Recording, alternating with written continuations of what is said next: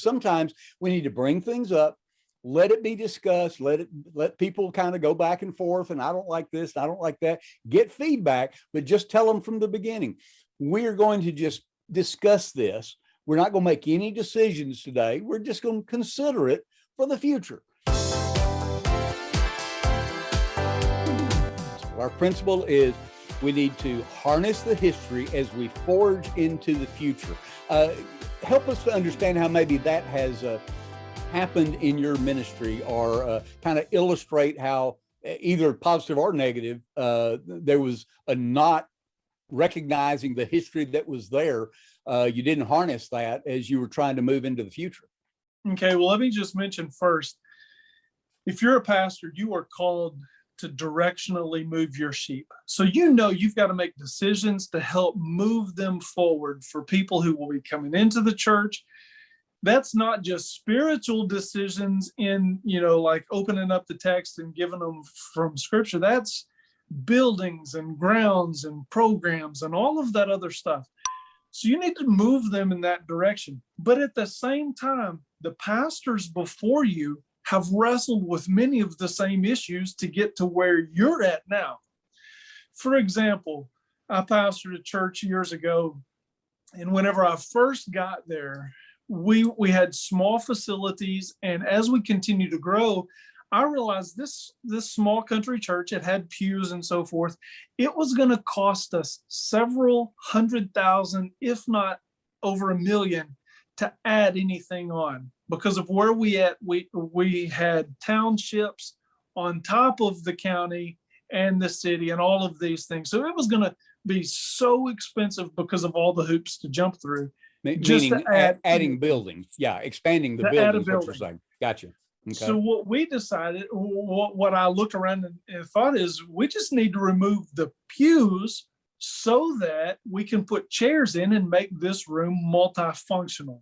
Well, I mentioned it to one of the leaders, and I was told real quick that the last pastor had been dismissed. The straw that broke the camel's back was this push for chairs instead of pews. And I thought, well, I don't want to end my career this quick. Well, in all fairness, I think we need to just highlight real quick what you said. That was the straw that broke the camel's back. There were probably some other things along the way, but that was the thing that erupted. So there was a guttural, emotional response to even thinking about that again, because that's the thing that blew up. Bring up chairs, you might as well have used an inappropriate word, because it was just not gonna happen. Well, that didn't negate the fact that we still needed to make that room multifunctional. So I kept encouraging the church. I said, listen, let's think of where we need to go and the things we need to do. But how can we do it and still have our pews? Now, I don't know if you call it being sly, creative, or whatever, but I figured there was no way I was going to be the one to lead us into this change. However, I think there were 3. I can only remember 2.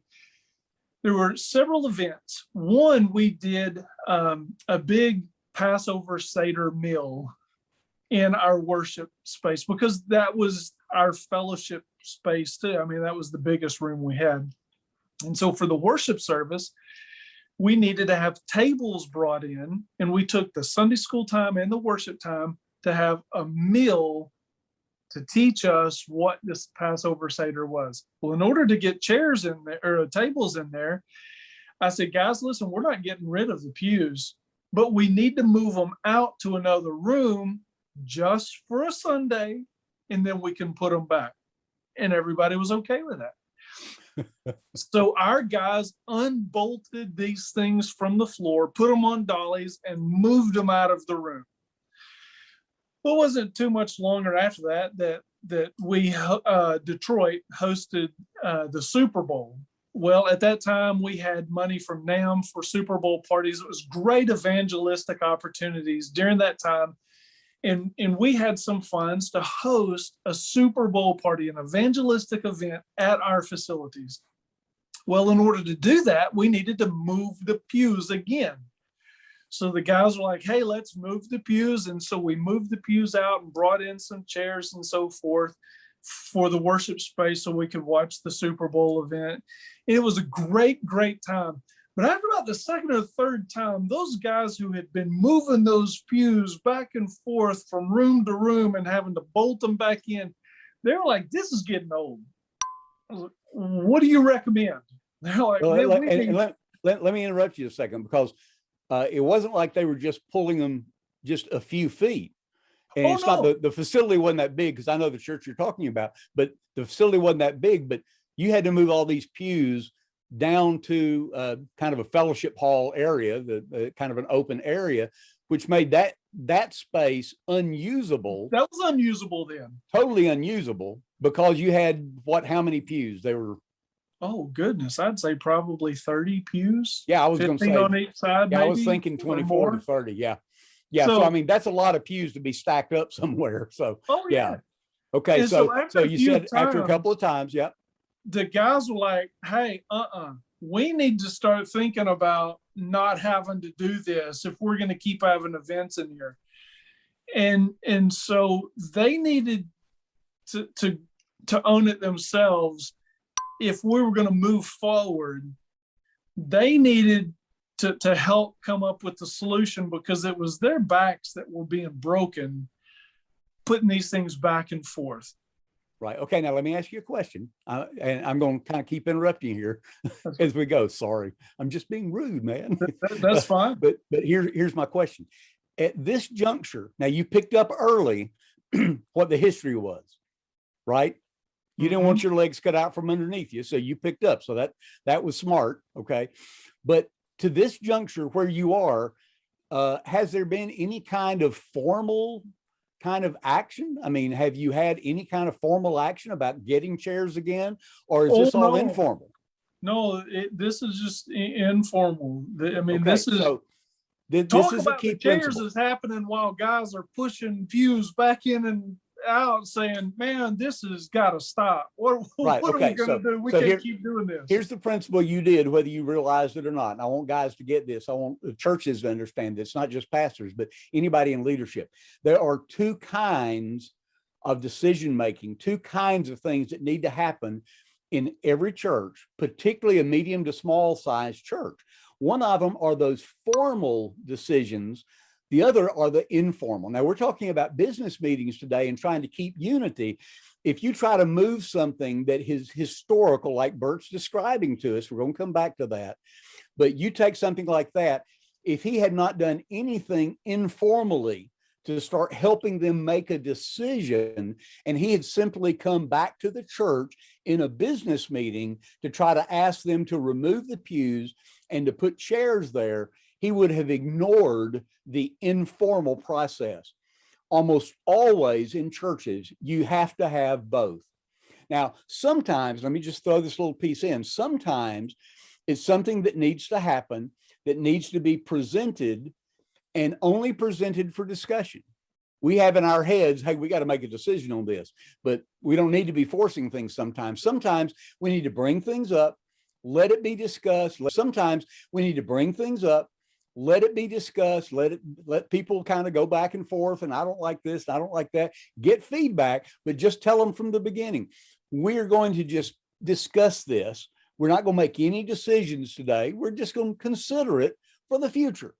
So you get their feel about it in the business setting, but you're not forcing a decision. Now, what happens is after that meeting, man, people get on their phones and they're texting back and forth and they're making phone calls and they're talking down at the coffee shop, or if you're in a country church, it may be up at the corner feed store, wherever it is, right? But you have stimulated this informal conversation. So people start thinking about what was discussed.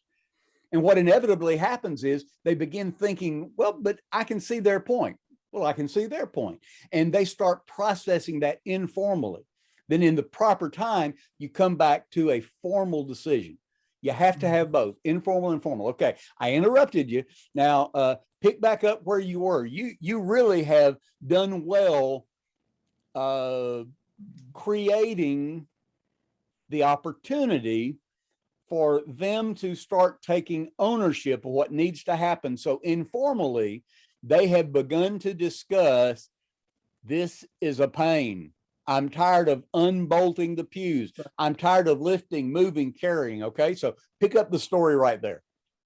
Well, more than anything, it's we don't want to abandon where we're headed just because it's convenient not to unbolt pews. We as a church loved where we were headed with this evangelism outreach, and with the teaching that we were learning, with having the Passover Seder.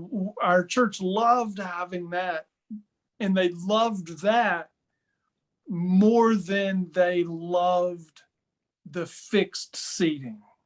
Okay, so they had the history, they knew what had happened in the past, but they started getting a vision for what the church could be and could do, and Right. that started becoming, in their mind, a little bit of a barrier. Right. Which you're encouraging, obviously. So, but I mean, Absolutely. I don't get the idea that you were agitating, but you were just allowing it to unfold. I would say it also helped whenever I'm down there unbolting the pews myself and lifting them and helping them. They're Right. seeing that I'm in this too. Listen, Right. I don't like doing this any more than you do, but I'm willing to continue to keep these pews in here if that's what you want, but we're not going to abandon these events and so forth. So I'll get in here and work with you, but it's just going to be a pain for all of us. So we back-breaking events, and after about the second or third time, guys were like, hey, listen, we've got to make a change. We really do see now we can't have this stuff in what we call the fellowship hall. It's got to be in here because this is the largest space, and we don't have the $1 million to build another building. We've got to make best use of this. So then it became their idea. They proposed it. They get to choose the colors. And whenever they owned it, then it's not a problem in a business meeting. Okay, so now when you took it to the business meeting, bring us to that point. All this stuff has happened informally behind the scenes. There's been discussion. Now, when you start moving toward the business meeting, how did that happen? Did you have some kind of committee structure or council? Did you have leadership? Did it have to go through a certain group and then come to the church, or was it just kind of thrown out on the floor? How did that take place? I think we had a church council back then. I'll tell you another thing that helped a whole lot in getting chairs, and that is most chair companies will actually mail you a sample. And so what we did was we ordered 3 or 4 sample chairs from different companies. This is ruthless, I know. But we put those sample chairs in our senior adult Sunday school class where they met, and they started liking those padded chairs. It was a whole lot more comfortable than the folding chairs they'd been sitting in. So they liked those padded chairs for their Sunday school class. Well, and the padded chairs were probably still a lot better than sitting on the pews, weren't they? Oh yeah, yes, yeah. Okay. So they're like, we like the chairs. I'm like, well, that could be what we sit on, because this is exactly, and it also helped to say, listen, they're going to be in a line just like a pew. They fit together. So when they're all put together, it looks like a pew. I guess the Forerunner chairs years ago didn't look as pewy as these did. So you can still have kind of the look of the pew, but the function of chairs. And just to kind of slowly help them realize the chairs aren't evil. As a matter of fact, they're comfortable. They look like pews when you keep them in a straight line. So just help to give them small taste of it, little bits at a time. Okay, so when you came to the business meeting, remember, we're talking harness the history as you forge into the future. So you've used both the informal, now it's moving to the formal decision making. People are going, we like the padded chairs. We're sitting on those. We like those. Hey, we're tired of moving these pews in and out, et cetera, et cetera. Now you come to the formal decision making time. Describe that for us and tell us how that went. Well, I think because at this time the church had been bathing everything in prayer, they really wanted to see God at work. If we're really going to do this, if we're going to have a word from the Lord that we should get rid of these pews, it's okay to get the chairs. And, I honestly believe God cares about all the details of life. And this to him was not a stupid, silly decision, because we're his kids and we really care. And so we had asked him, Lord, please show us, is this the right thing to do? Well, it wasn't long after we're all thinking and praying about this that there was a church and an association not too far from us that had a vehicle run through their worship center and busted all their pews apart. And they were looking for pews to put into their building. And we're like, God, that is us. We're the ones that are supposed to give this church our pews. And we contacted them. I believe we had already said, you know what? Yeah, here's what we want to get. So we just decided, hey, these are the chairs.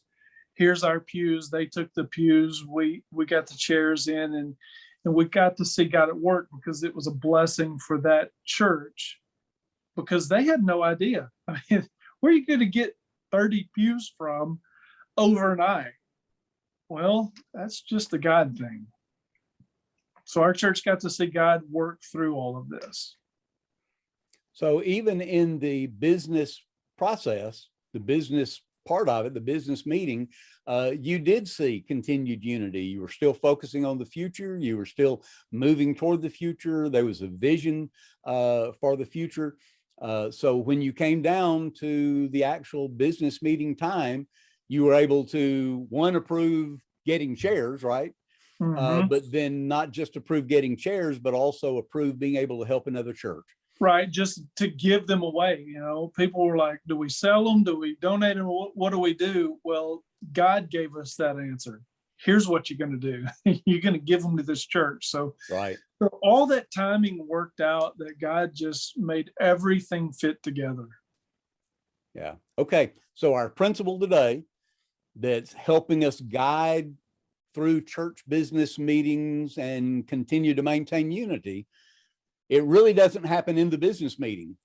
I mean, it ultimately does, but when we harness our history as we forge into the future, there's so many things we have to look at in the past. We have to look at what's happened in the past. We have to acknowledge that. The other principle we brought up is both the decision-making, both informal decision-making and formal decision-making. We need to have both. Rarely, if we just try to do the formal decision-making, do we not have some friction, some tension in the process of that. Bert, thank you for sharing this with us today and helping us to see in real life how this has happened and impacted your church when you were pastoring there. That's been a number of years ago now, but how that happened and unity continued in the church because of these very things.